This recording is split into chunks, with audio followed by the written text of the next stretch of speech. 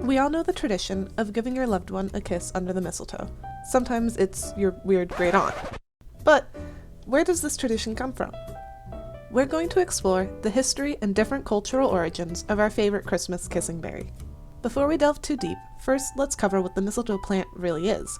Mistletoe is a plant that grows on various trees, such as oaks and pines. The European mistletoe, Viscum album, has historically been used for medicinal purposes. Despite the rest of the plant's herbal properties, the berries are actually considered toxic to most living creatures.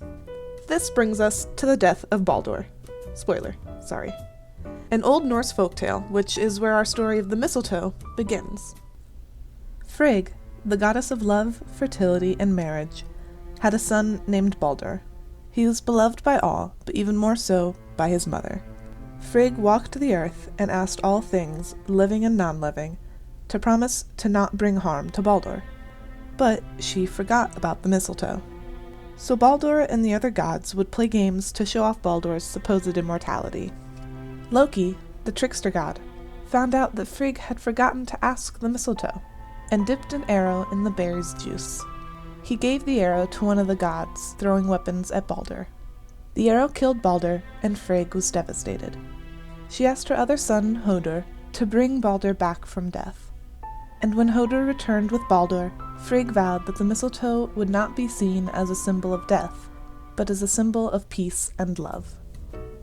So the mistletoe represents love and peace. But where does the kissing come into play?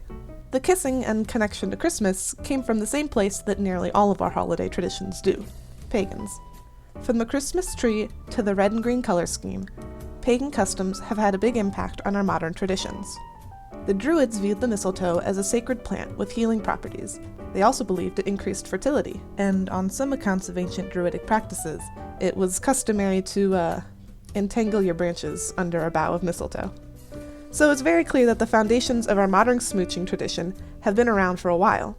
But it wasn't until the late 1800s in Europe that it became the playful Christmas tradition that we know today. In 19th century England, young men and women would kiss under a mistletoe and pluck off a leaf, and this would go on until all the leaves were gone.